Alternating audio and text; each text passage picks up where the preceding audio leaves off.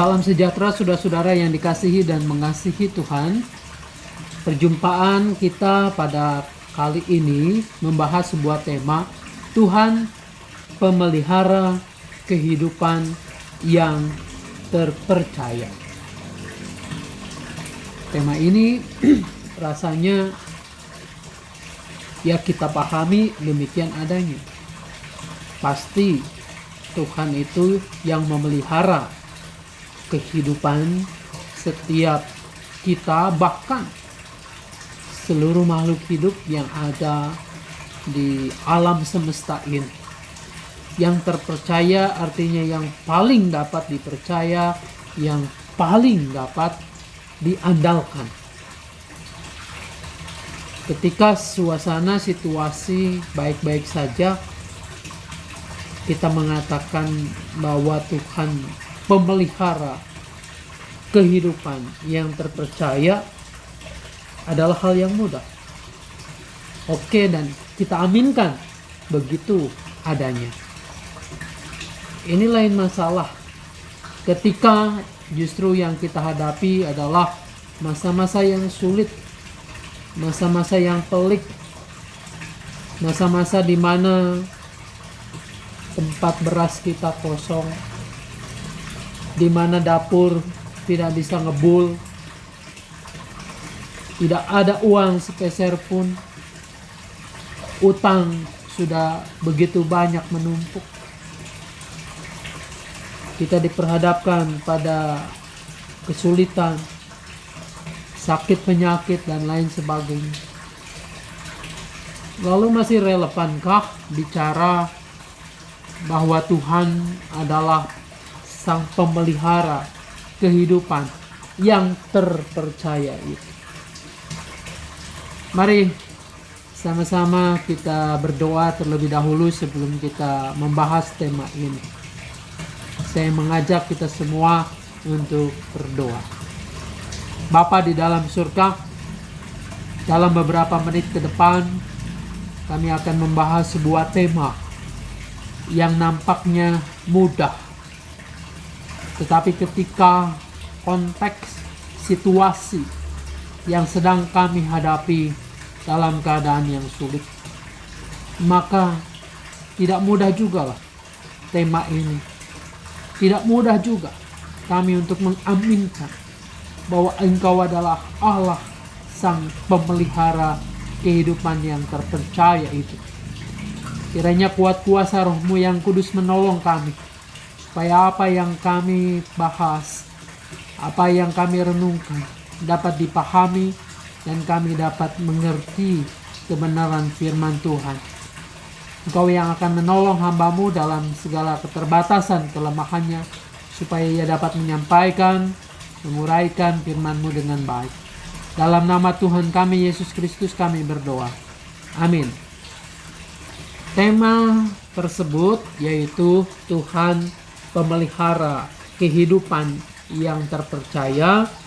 Kita akan gumuli, akan membahasnya di dalam terang firman Tuhan yang berdasarkan pada kitab Nabi Yesaya, Yesaya 55 ayat pertama sampai dengan ayatnya yang kelima.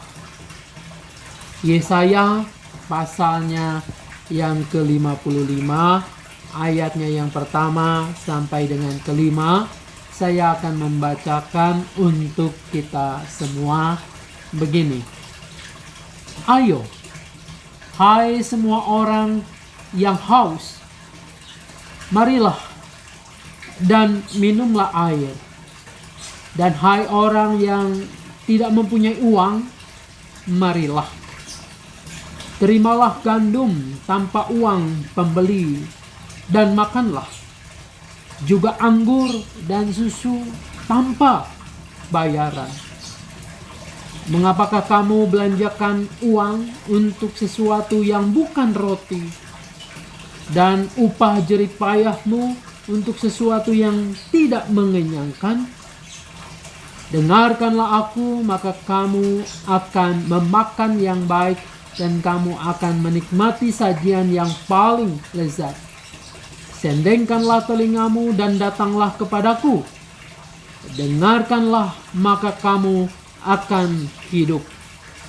Aku hendak mengikat perjanjian abadi dengan kamu menurut kasih setia yang teguh yang kujanjikan kepada Daud.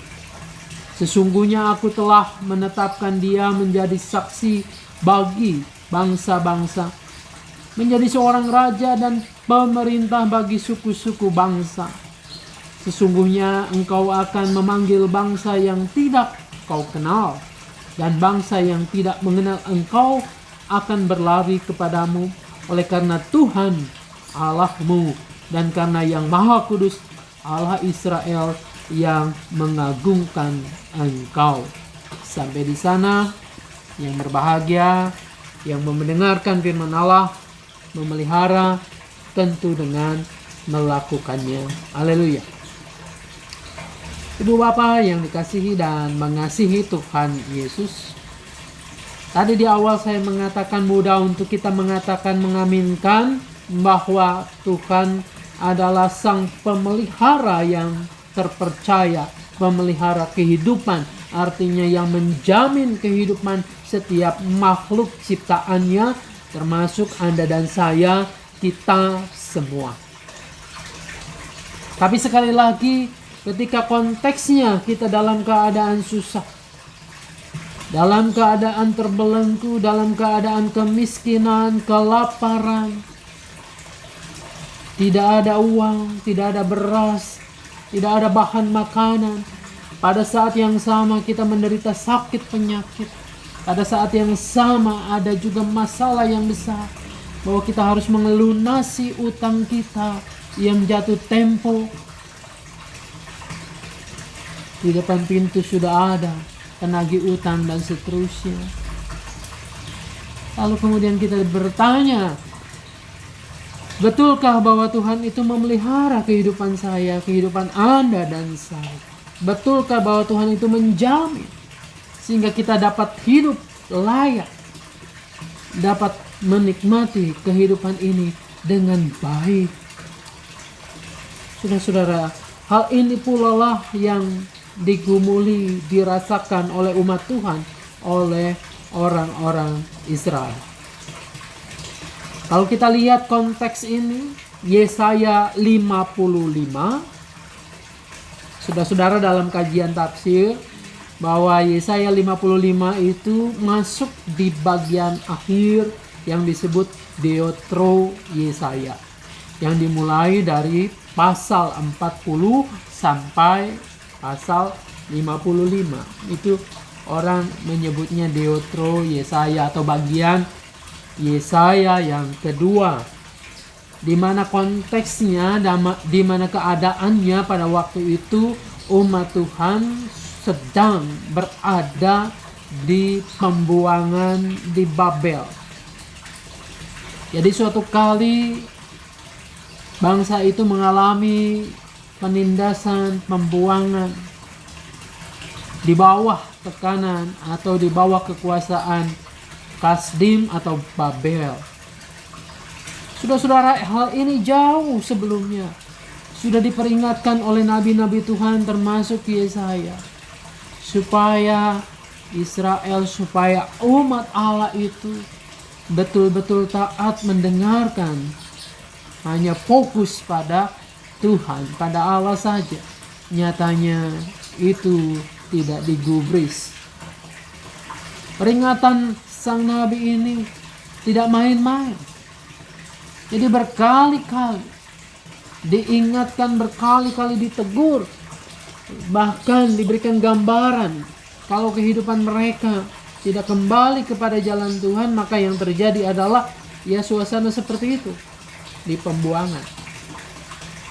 Sebagian besar umat Tuhan itu pada waktu Nabi Yesaya ini, Deutero Yesaya ini dibuang, ada di tanah pembuangan, negeri yang asing.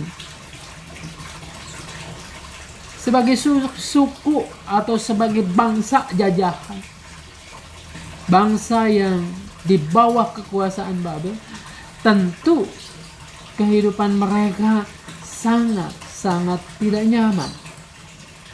Kehidupan mereka penuh tekanan. kehidupan mereka miskin, tertindas, dan kehilangan segala hak-haknya sebagai manusia yang merdeka.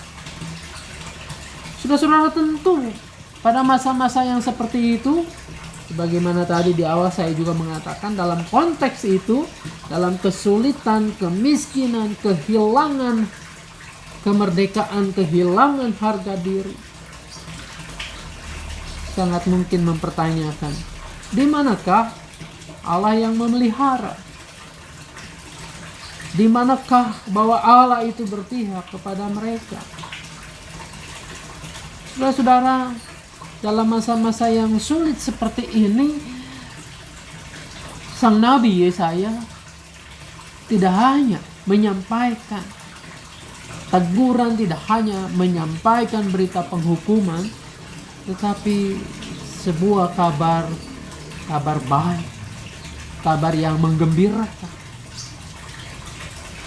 Di ujung diotro Yesaya ini, maka sang Nabi memberikan sebuah berita sukacita. Nah, berita sukacita inilah yang akan menjawab pertanyaan, betulkah bahwa Allah adalah sang pemelihara kehidupan yang terpercaya itu? Saudara-saudara, kita perhatikan ayat pertama, ayo, hai semua orang yang haus, marilah dan minumlah air. Dan hai orang yang tidak mempunyai uang, marilah, terimalah gandum tanpa uang pembeli dan makanlah. Saudara-saudara, ini tentu suatu berita yang melegakan. Ada sesuatu yang mereka inginkan dan Tuhan menjawab itu.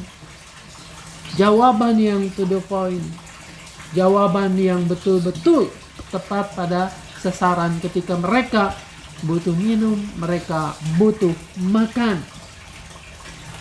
Saudara-saudara, namun dari jawaban ini, dari pernyataan Tuhan ini, sebenarnya ada alasan kenapa mereka itu menjadi haus, menjadi kelaparan, miskin, di bawah tekanan penindasan bangsa lain. Saudara-saudara, ayat 2 mengatakan, mengapakah kamu belanjakan uang untuk sesuatu yang bukan roti, dan upah jerih payahmu untuk sesuatu yang tidak mengenyangkan? Saudara-saudara, ini bisa ditafsirkan pada konteks pada zaman itu, mungkin saja ketika mereka sedang dalam keadaan dibuang, diperbudak, mereka masih menerima sedikit upah, sedikit bayaran. Namun ternyata ini tidak dimanfaatkan dengan baik untuk kebutuhan pokok mereka. Tetapi yang lebih dipentingkan adalah keinginan mereka. Dengan kata-kata, kenapa kamu belanjakan bukan roti, bukan yang dapat mengenyangkan, tetapi apa yang kamu inginkan untuk memanjakan keinginanmu? Ini bisa jadi pada saat itu.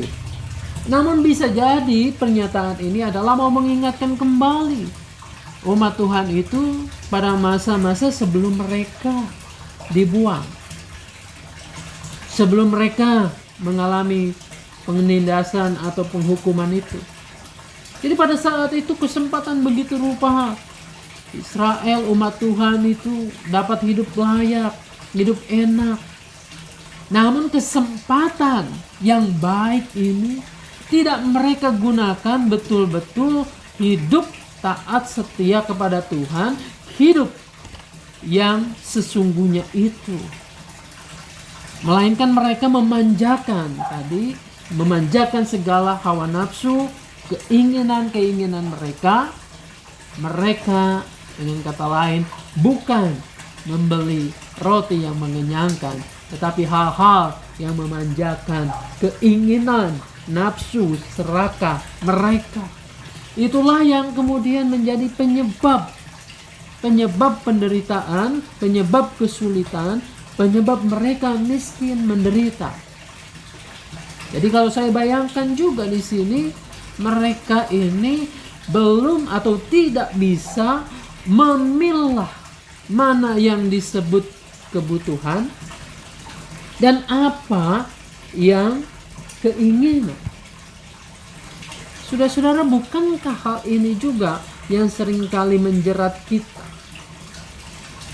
Bahwa kita tidak bisa dan tidak mampu membedakan betul-betul mana kebutuhan kita, mana yang harus kita utamakan, dan mana yang sebenarnya adalah keinginan hawa nafsu kita yang terus-menerus ingin dipenuhi itu. Sampai saat ini kok saya yakin banget bahwa Tuhan itu pasti akan memenuhi, menyiapkan, menyediakan segala yang kita butuhkan.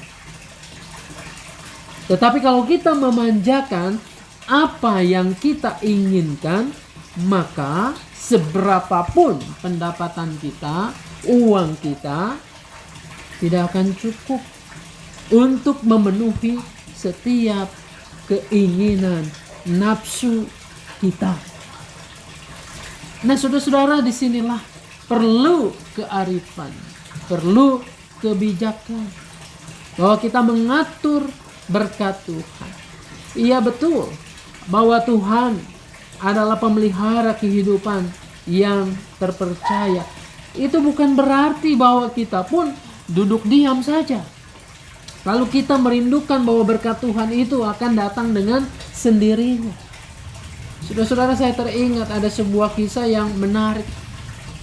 Ada seseorang dari sebuah desa yang memang terbiasa. Sebuah desa ini orang-orang prianya adalah pekerjaannya berburu ke hutan. Lalu ia berburu nih ke hutan. Berburu terus dan sudah lama dia nggak mendapatkan hewan buruannya itu. Namun ada sesuatu yang pemandangan yang tidak biasa yang ia saksikan pada saat itu. Saudara-saudara, di situ dia melihat ada seekor harimau yang sudah tua, lalu tidak bisa bergerak, sangat terbatas. Mungkin nampaknya harimau itu sedang sakit. Lalu kemudian, ia siap sedia untuk mengarahkan busur panahnya. Ini nggak jauh-jauh. Bagaimana nanti dia bangga dapat harimau, lalu kemudian dibawa, terus kemudian disambut oleh masyarakat desanya itu. Tapi hatinya tertahan dulu dengan sebuah pikiran, bagaimana ini si harimau tua yang sakit ini bisa melangsungkan hidupnya. Nah, saudara-saudara, dari situlah kemudian ia mencoba untuk diam di tempat persembunyiannya, mengintip beberapa saat, beberapa jam apa yang terjadi, supaya pertanyaannya itu terpuaskan. Bisa hidup harimau ini dengan cara seperti apa? Saudara-saudara, ternyata apa yang terjadi? Yang terjadi adalah ada harimau muda yang kemudian membawa sisa buruan, sisa makanan hewan yang menjadi mangsanya, dan kemudian meletakkan di dekat harimau yang tua itu. Lalu kemudian dia menyaksikan dengan begitu antusiasnya, begitu herannya. Oh, ternyata begitu ya Tuhan itu memelihara kehidupan makhluknya ini. Bahkan yang sakit yang sulit untuk bergerak pun Tuhan memakai harimau yang muda yang sehat itu untuk mengirim makanan, mengirim berkat buat harimau ini. Wah, kalau begitu Tuhan memelihara harimau ini yang tua ini, apalagi aku manusia. Pasti Tuhan akan memeliharaku dengan baik, memeliharaku dengan sungguh-sungguh, memenuhi segala apa yang aku butuhkan. Nah, mulai sekarang aku akan meniru si harimau ini. Aku akan duduk diam, aku akan membuat sebuah kemah di situ. Nah, pasti Tuhan akan mengirimkan berkatnya supaya aku bisa tetap melangsungkan kehidupan. Saudara-saudara, niat ini kemudian dia wujudkan. Akhirnya dia membuat sebuah pondok di situ dan dia diam saja, lalu sangat yakin bahwa Tuhan akan memelihara. Pasti ada orang yang datang memberikan makanan, memelihara kehidupannya.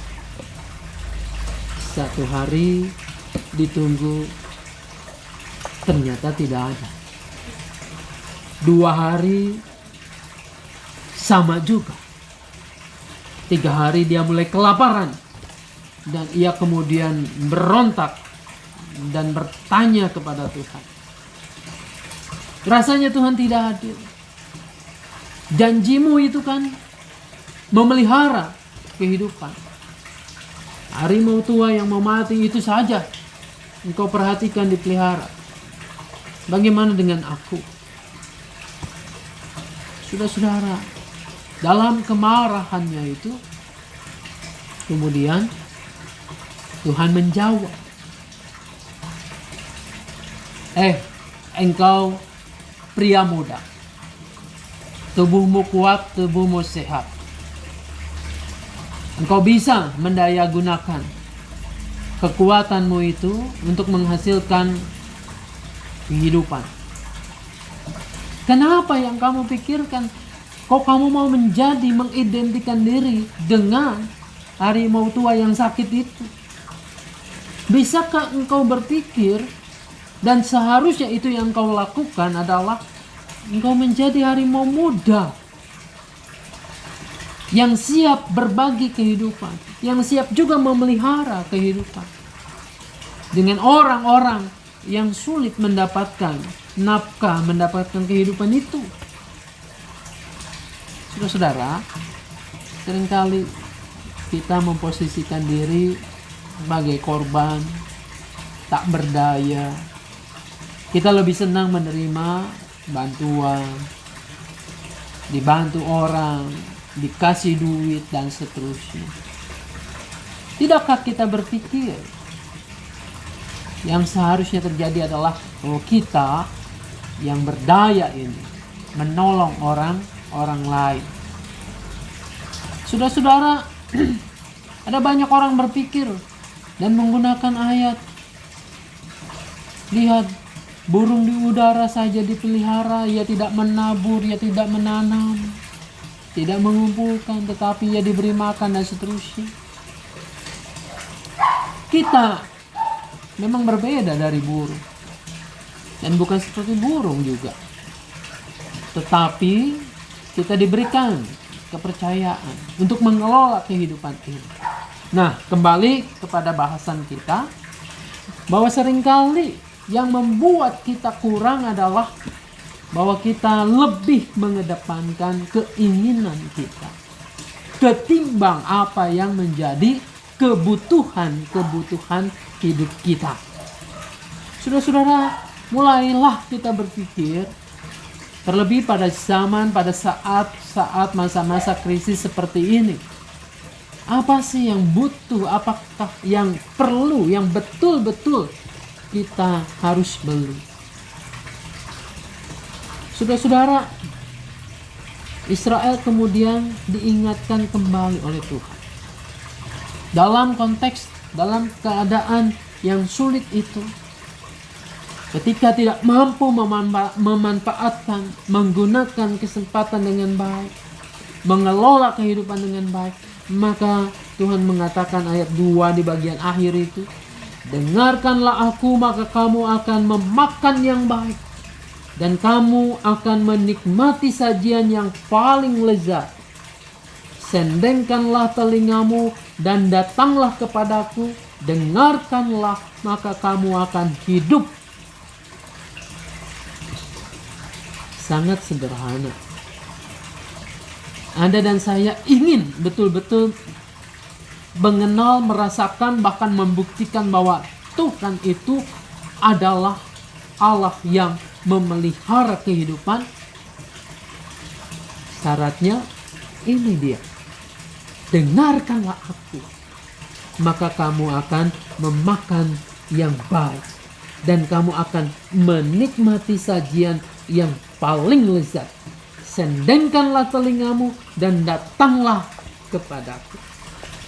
Jadi kuncinya itu.